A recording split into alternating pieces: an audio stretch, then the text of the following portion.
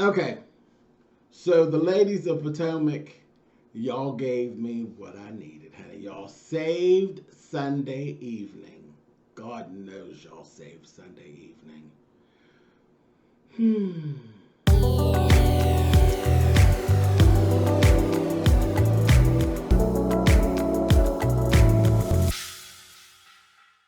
Hey guys, thanks so much for clicking on the video. This is my review for the finale of season 5, which is actually episode 19 of Real Housewives of Potomac.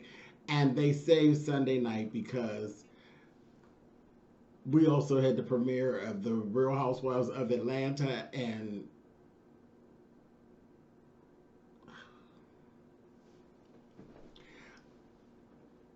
yeah, child, y'all gotta watch that video.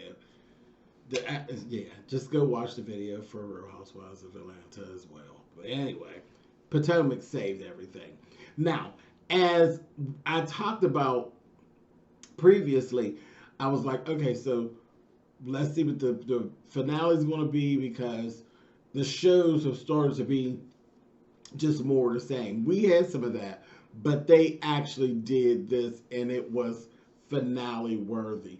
Things were going down. Y'all, you know what, Potomac, y'all pride yourselves in being highbrow. Child, y'all don't know how to act. I wouldn't take you all anywhere, but I will watch you everywhere you go. You all cut up something terrible tonight. Such entertainment. Reality TV gold. Anyway, let's just go all the way back.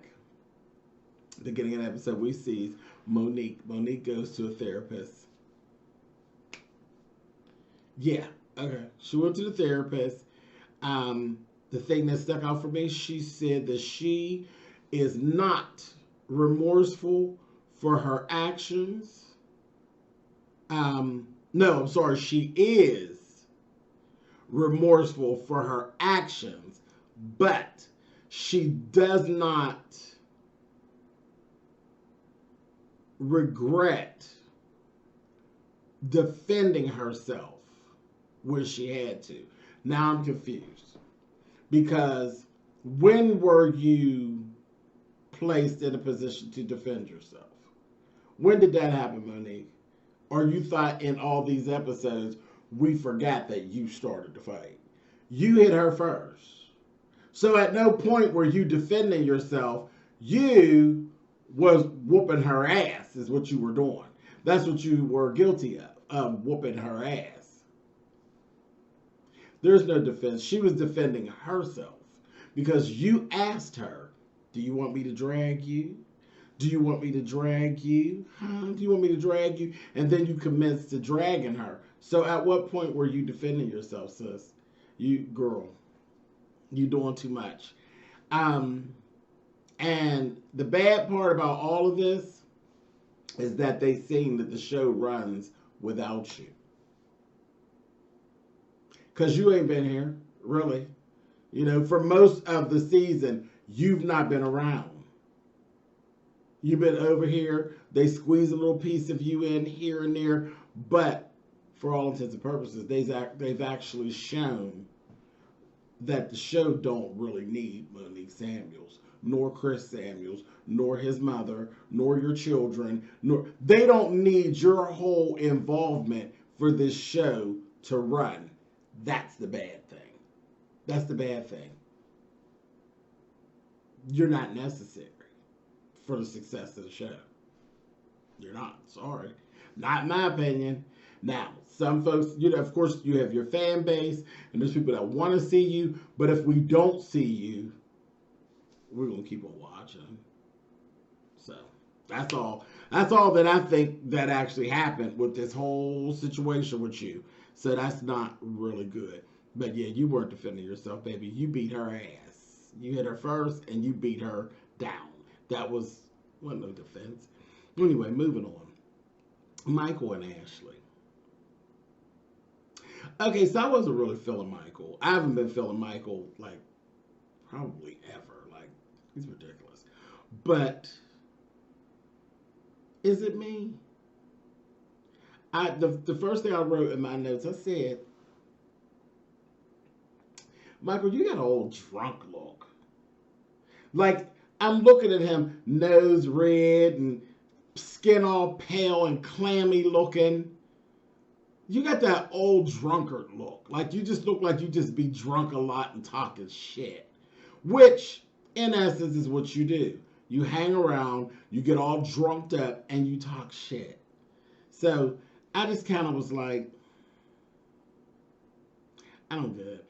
And then what was actually being shown, this was, I think, by far, this has been Michael's worst episode ever. This episode showed Michael and Ashley are haters, they're shit starters, they're divisive, they're manipulative. They are by far the worst couple on this show. They are the shit of Potomac. Ashley and Michael Darby. I said it. I meant it. They are a pimple on the ass of Potomac. They really are. Got this whole thing going. All this talk about Chris and Candace.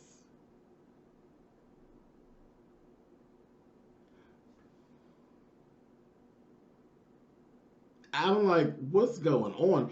And then Ashley, how much, and I'm sure all the ladies on the shows pretty much do talk to their mates about some of the things that's going on, but your mate is just a bit too chitty chatty about what's really going on and how he feels. That's the thing. How he feels about what's going on.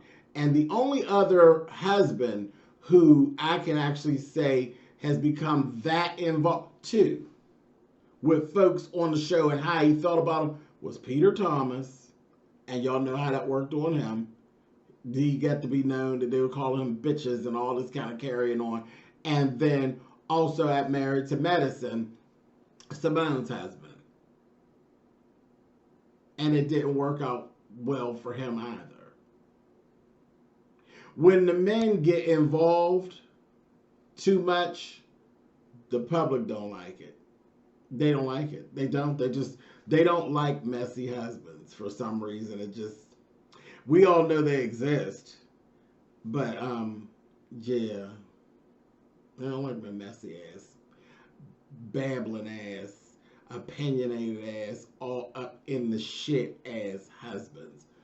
It's just not a good look. But Michael and Ashley together, they're like Batman and Robin. Them two. Very unattractive. But they got a real issue with Candace and Chris. And I don't know where Michael's situation. I think Michael just by default doesn't like Chris. Because I think he just got a problem with Candace.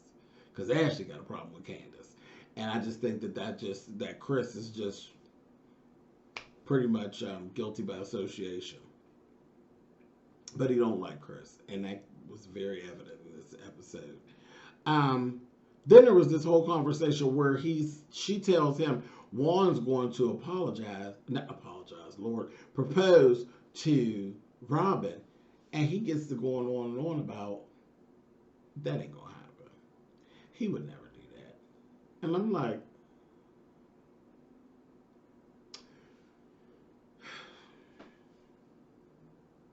I wonder how Juan felt when he watched this back.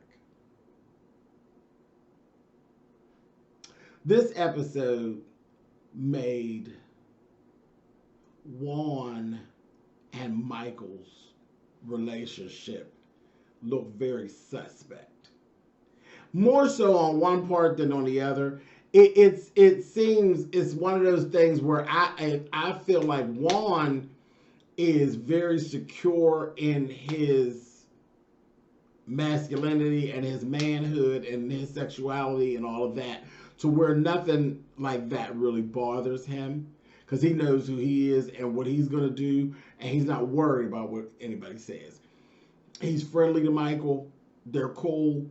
At the same time, I think Juan knows very much that, well, he couldn't not know it because we all know it, that Michael Michael is dating Juan. Juan just ain't dating Michael, is what it looks like to me. He is completely infatuated with Juan. And I think in his drunken mind, Juan is his boyfriend. Period. And I think he just kind of deals with Robyn just because he have to. But I think he really believes that Juan is his boyfriend. And then some of the conversations, because it just is weird, because Juan allows him to entertain it. And I don't know why. I don't know why. What don't we know? What don't we know? And I don't know that it's just Juan just likes him that much.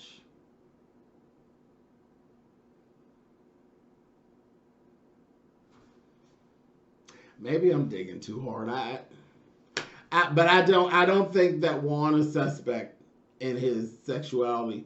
I think Juan is suspect in his engagement with Michael, because I think you know what Michael's intent is. And I mean, Michael's gone as far as to say that he would suck you off. So I mean, it's really.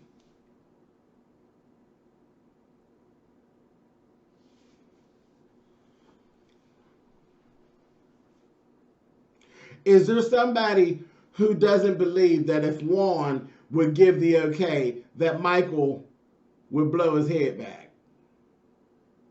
Raise your hand if you feel like Michael would hobnob Juan in 2 seconds in the middle of downtown Pittsburgh at 5 p.m. when people were getting off work, if Juan would say, yeah, it's okay to do it. And would look at Robyn like, bitch, what? That's what I get. Now, tell me if I'm wrong. If I'm out of order, y'all tell me I'm out of order, but I've been part of that. Never mind. Whatever. I don't think that I am. My synopsis is that Michael is dating Juan. Juan just ain't dating Michael. And Robyn, shit, I don't know what you doing. Anyway, so that's that. Ashley said to him, is there something I need to know? And he's like, I ain't talking about it. Then she said, is there something that Robyn needs to know? I ain't talking about it. He got up and he walked off. What's been said? Something's been said that made you feel that way. Or it's just all in your head because that's your boyfriend. So surely your boyfriend is not going to propose to old Robyn. Anyway, I'm leaving this alone for here. I'm going to get back to them, but I'm going to leave this alone right now. Let's move on. Karen, what is these texts? Now, I said last week,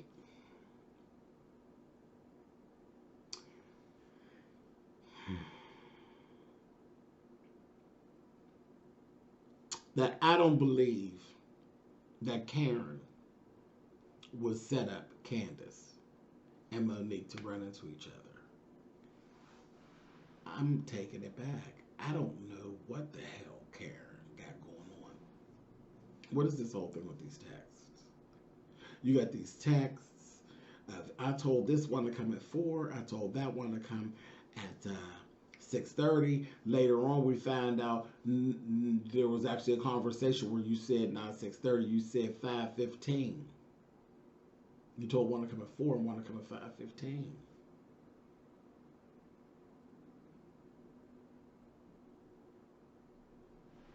Chances were that they were going to run into each other. Karen, what the hell's going on? And then you're talking in circles. I think I was wrong. Karen, you on some bullshit. I don't know. It was a bad look. That was a bad look. And I was riding for you last week, Karen. But I think I was wrong. I don't know what your purpose was. You were doing a little flip-flopping and a little backpedaling, pussy popping here. Miss Karen, it wasn't a good look at all. Anyway, moving on. Juan and Robyn and this therapy. Now, I've been cool with this whole thing. We've been riding this thing with Giselle and Juan, and they were going to get the ring and all of this stuff, and I'm like feeling good about it. And then when y'all sat down in therapy,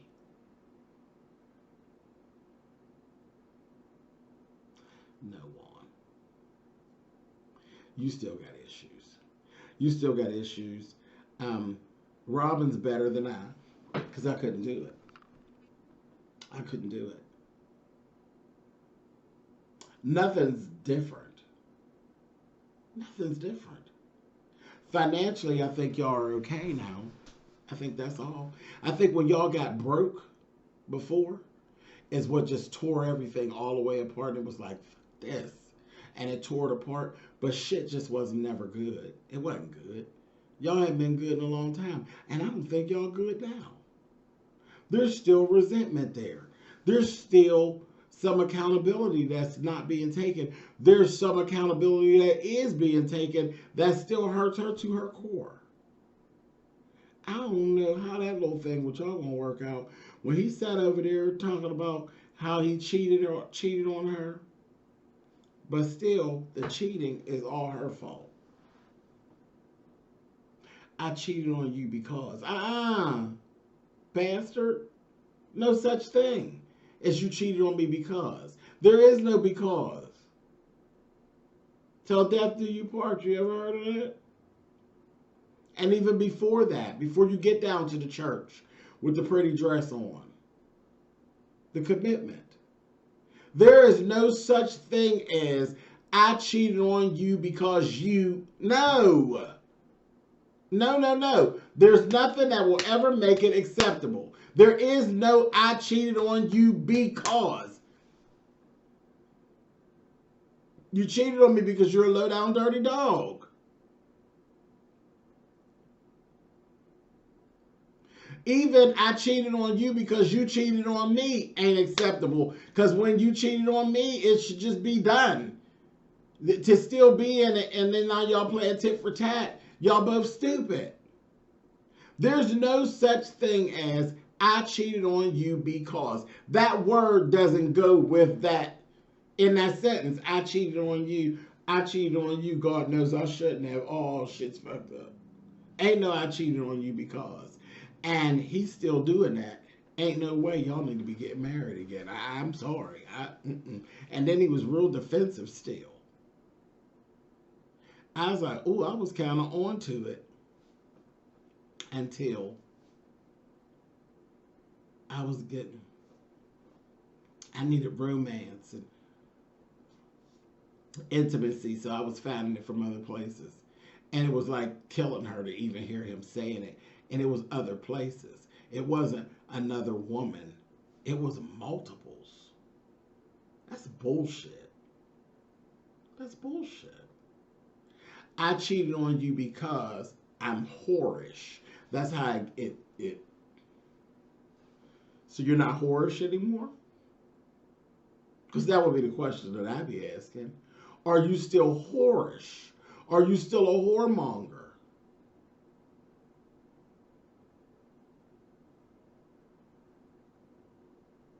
Because that's why you got cheated on. Even if we were to entertain that I cheated on you because one person, she was giving me what you weren't giving me. But Mr. Juan talked about multiple people. You didn't have to get romance and intimacy from over here and over here. A taste of this one, a little nibble on that one. You better than me, sis. I don't have that forgiving spirit.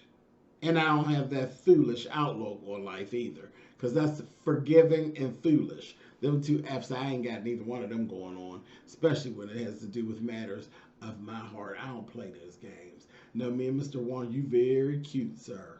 You very cute. But no, we couldn't do it. And then your whoremonger-ism. That little stuff you be saying with Michael, I wouldn't even go for that.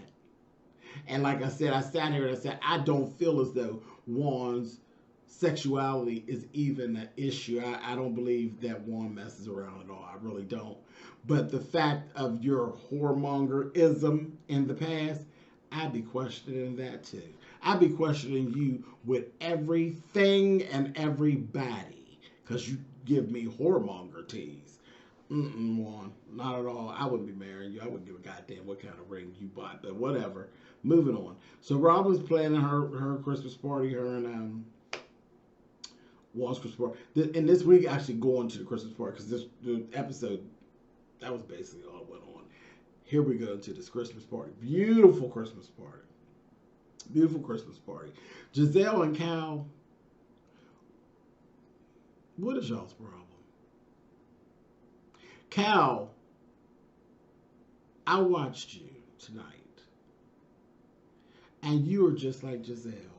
Y'all are a perfect set of friends. You just as judgmental and shady.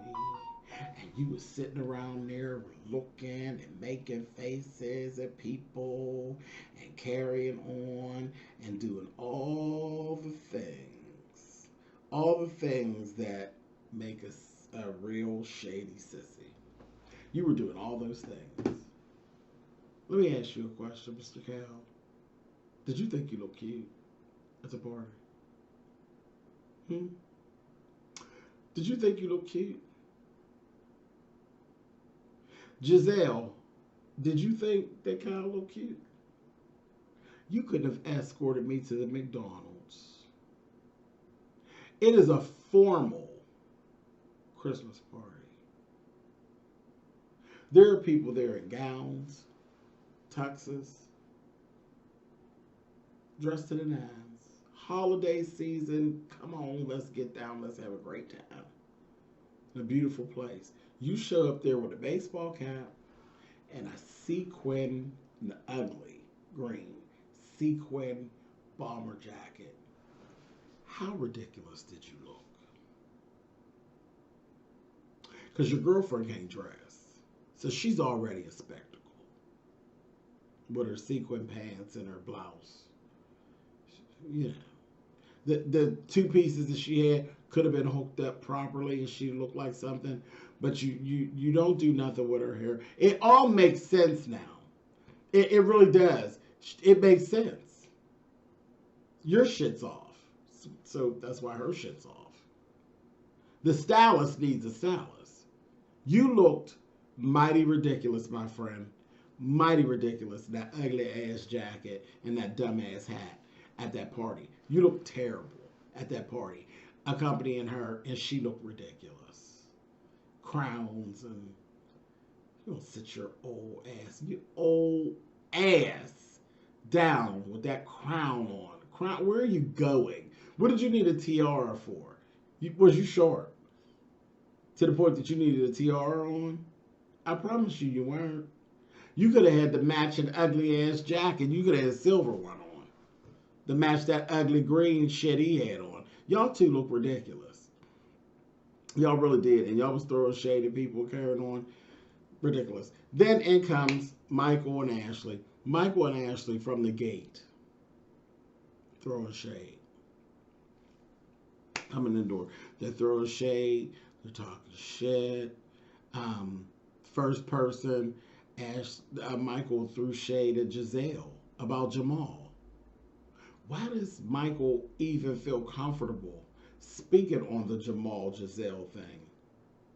Because they actually just sat talking to her husband like he's her best girlfriend. And then your husband is a drunken pugilist, so he's over here. And now as soon as you add liquor on top of him, he's just running off at the mouth. And he's just walking around reading people and carrying on. That was ugly. That was ugly. Then Giselle ends up having this little sit down with Ashley. They're talking. She's, oh yes, Michael said something might be going on, but he wouldn't tell me what was going on or what was been said, that he thought the proposal wasn't going to take place. Giselle's like, let me go over here and get him and bring him back. Why y'all want to go get her husband like he one of the girls? And wrapping him all into the bullshit. I said, not a good look. So he sits over there and he's like, well, why would I tell her? I'm not telling her anything. And then as he's leaving, see, Ashley You know your husband's a messy queen, so you talk to him like he's a messy queen. When you said to him, you read him for filth.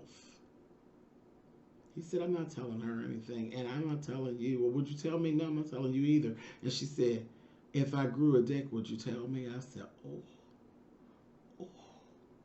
Or did you just throw queendom up in your husband's face? I said, girl, just read the husband down, honey. So you're so in tune with your husband and his love of boys that you know that he like, if you had a shing along, honey, you can get some more information. That's sad. That's a sad existence, girl. But you keep having babies, dummy, and all that. Girl, I hope you're doing it for money. I hope you ain't doing it for love. I hope you having babies for money. Anyway, moving on. Yeah, I said it. Then there was this whole thing with the performance by Candace. Robyn had asked Candace to perform. Ashley, you a hating asshole.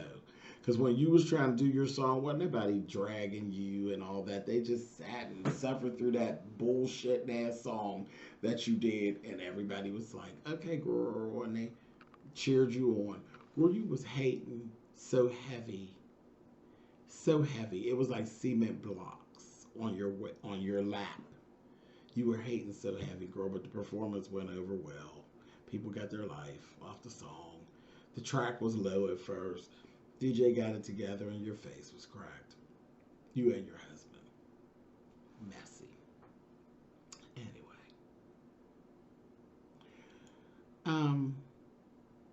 Then the whole engagement took place. Everybody's so comfortable talking shit about Michael. Why did Giselle bust out saying they playing, Bravo Andy? Were you hating because you wanted him for yourself? How is this the running joke? How is everybody comfortable? I said it's crazy to me how all of you heterosexual folks are okay with this running joke of this man that's amongst you all, one husband. The fact that y'all know he wants one of the other husbands. It is so bizarre to me. I mean, I don't know what. Hell, I don't know how it should be handled. Like, I don't want him to beat him up or bash him or nothing like that. But it's just so bizarre that you all are on board like this. And y'all better come on with y'all's gender fluid, gay fluid cast. I guess I should love it. Anyway, real disrespectful though. Very disrespectful. But anyway, moving on. I don't believe in the gays spooking the trade, honey. And that's what it's like. It's like Juan's the trade and Michael's the gay that's spooking him. I'm like, I don't get it. And then even after it happened, let's go have a drink. And he's over there saying all these little sideways things. And then Juan's throwing it back at him. I'm like, so you playing the game too? Like, it was a lot. Like, were y'all paying attention? I was catching a lot of mess going on. When Juan said to him, when he says, okay, now we gotta go have a bachelor party. I can't wait for the bachelor party. I'm really happy for you all. I can't wait for the bachelor party in Vegas. All creepy. And Juan's like, oh, it's a bachelor party with just me and you? I said, okay, Juan. I don't know what game you playing, but don't get caught up, Kay. Don't get caught up. Michael gets into a lot of scandals. I don't want to see no scandal with you with your underpants around your goddamn ankles messing around with Michael.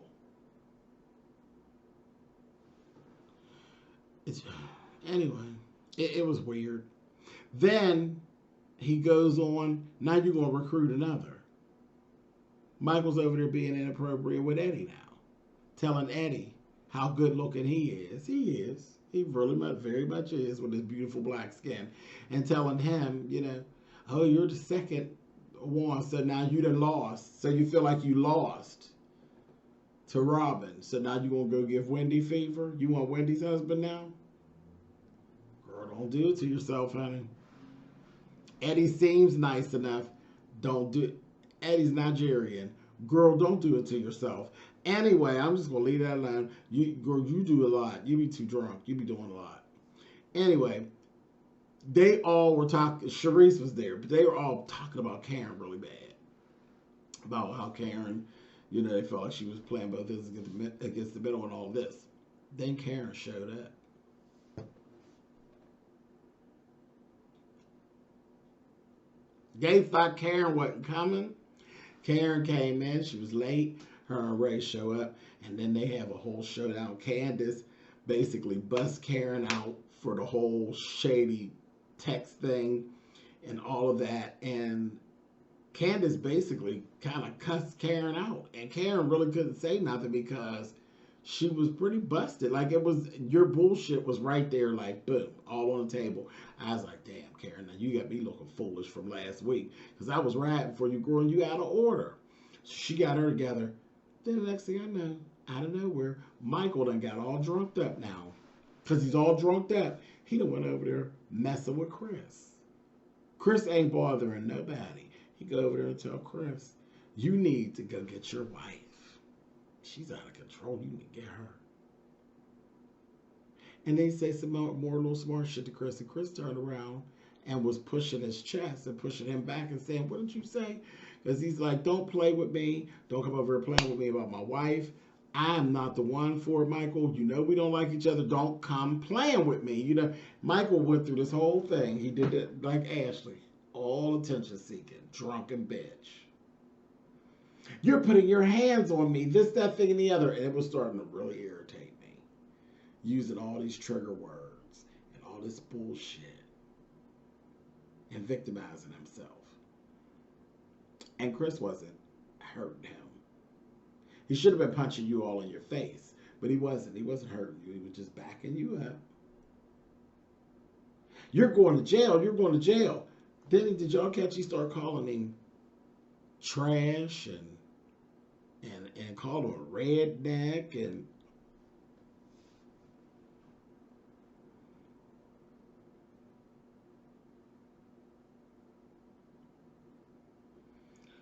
okay. A whole mess. A whole mess. And then I was pissed because they end up putting Chris and Candace out. Because Ashley, after that ended up happening, then Ashley basically attacked Candace. What was that about? It was between the husbands. Why did Ashley blurt out there, oh, but you're saying something about Monique? Monique ain't even there. Ashley, ain't nobody asked you to be a spokesperson for Monique. What you talking about, girl? And it got to be a whole kerfuffle, and they put Chris and Candace out of the party. See, I thought the party was just going to end, basically, because it had gotten all messed up. When that little situation happened. And Juan, did you see Juan came and got old boy and told him, stop it. Stop it. He's listening to Juan. He wasn't giving Juan too much pushback. But he's like yelling and screaming at his wife and pushing her all out the way and telling her, back up. Don't touch me. Back up. I said, oh, my. So he ended up getting his way. They put Chris and Candace out. Put them out. I was pretty disgusted with that. But the party continued on. They danced and they carried on. I said, oh. Karen and Ray laughed. She's embarrassed anyway because she got busted in her bullshit. They laughed. And then after that, how is it that Michael goes off again? The more drunk he got. Now this time, he's going off and cutting up on the security and the producers. They told him, take your mic off. Like, everybody's sick of you, bitch. You drunken bitch. So take your mic off. He gets to snapping out and carrying on, going off on the security. And him and Ashley eventually end up having to be escorted out. And she's out there mad. Why, you're embarrassing me. You're embarrassed the fuck out of me. Girl, you think? Do you think? And then it moved on from there. And the last thing that they pulled up was that the court case basically has been thrown out. The whole Candace and Monique thing, both cases just got thrown out. The gist of it, the judge looked at it and said, y'all, this is some reality TV bullshit, y'all. Y'all had a consenting fight, honey. Y'all dragged. That's all. Ain't no real big deal. I ain't charging nobody with nothing. I don't give a damn about it. Get out my courtroom. It's basically what he did. It's a reality show, and y'all had a gymnasium underneath the basketball court fight. Big deal. I don't want to hear no more about the bullshit. And threw it out. Monique over there laughing and cackling, Kiki, and and I said, oh, child, it is what it is. Now, listen. This finale gave me everything I needed. Gave me everything I needed.